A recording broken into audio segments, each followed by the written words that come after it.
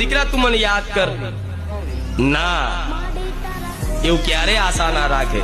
એ દીકરો માને યાદ નહીં કરે, માને નહીં યાદ કરે, નહીં સંભાળે, માની સેવા નહીં કરે, છતાંય માની દ્રષ્ટિ કોની પર હશે?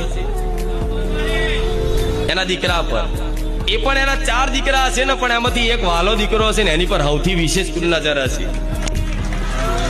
તો તમે કુટુંબના ધારો કે તમારું 4 ઘરનું, 5 ઘરનું, 7 ઘરનું, 10 ઘરનું, 11 ઘરનું કુટુંબ હોય કે પરિવાર હોય, પરિવારના 10 સભ્યો હોય, 5 સભ્યો હોય, પણ 5 સભ્યોમાં તે માં બધાને હરખું જ રાખતી હોય, પણ એક તો માનો વાલો હોય ને હોય। એ બધા વાલા ભેગા થયા છે બારેજા ધામમાં। માના બધા વાલા જે હોય ને એ બધા વેણી લાવી છે। માની બધી વાલી જેટલી દીકરીઓ